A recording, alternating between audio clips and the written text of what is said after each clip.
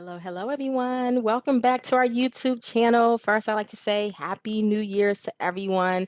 I know we're 13 days in already, but this is the first day trading recap of the year.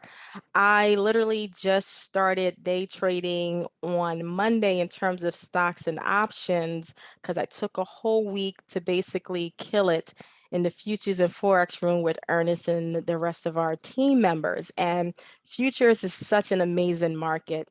Anyway, since I'm recapping today's trade, let's just get started. We're going to take a look at charts. This video is going to primarily focus on the thought process, which is always important, as well as the levels. Can't forget about the levels. KBH was one that was the first trade, very important, had a hold of 46 support level. We had a minor resistant level around 47. Bullish as long as it holds support. So do we all understand what bullish means? Basically, we're buying as long as it holds the 46 and reclaims the resistant level. It is a long trade.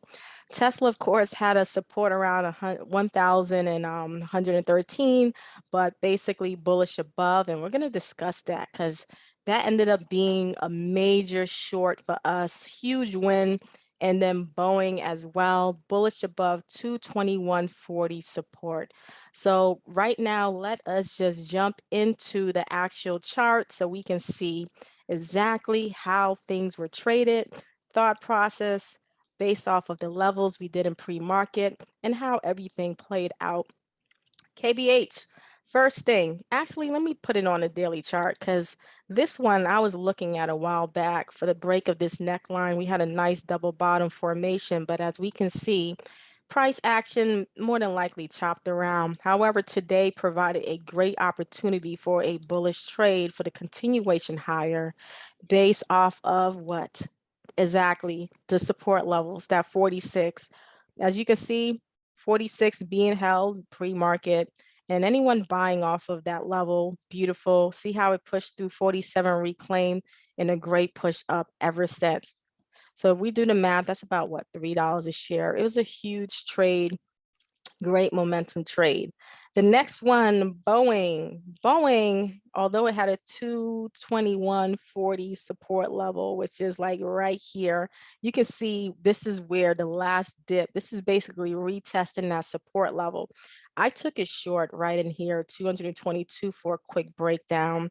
And it was great money, not as much as I wanted because I end up cutting the remaining of position once I realized that, okay, is about to reclaim support and is holding. Based off the 221 level, could have obviously taken long. There were some people that enjoyed the ride up in this bullish momentum trade and it hit the resistance. Now, the trades, the major moneymaker was Tesla. Remember the original analysis with Tesla, but the thing with this one, Tesla, I ended up taking Tesla short.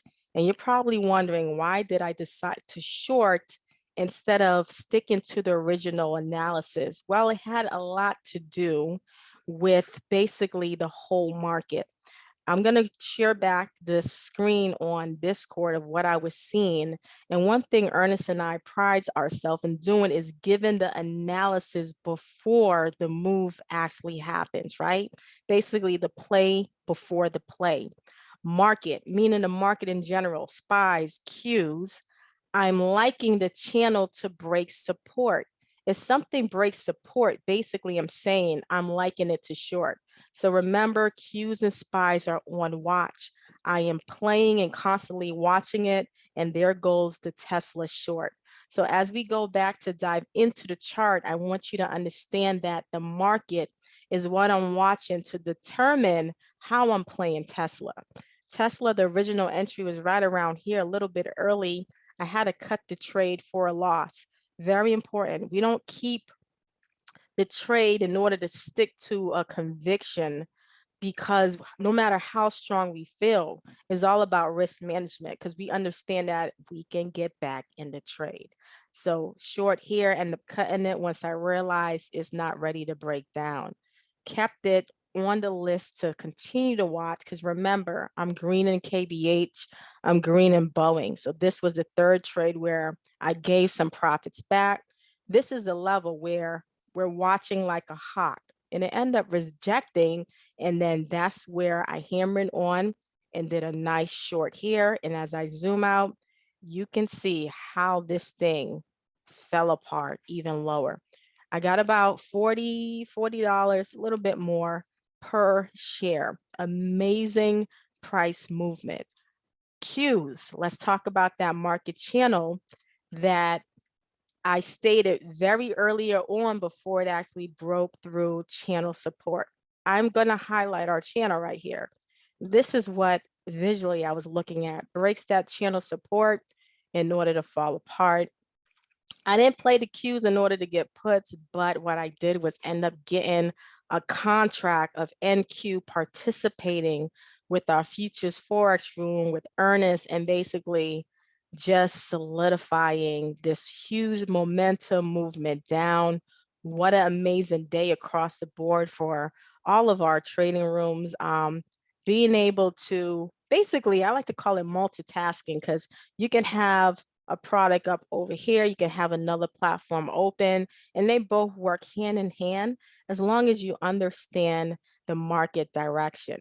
So hopefully you understand so far how important levels are and that basically this day trading recap brought you tremendous value in terms of how you have to play your basically your risk management, right? How you have to play and think about controlling your risk if you're wrong. Remember, cut the trade. You can always reevaluate and get back in, especially if you're convicted on that particular direction.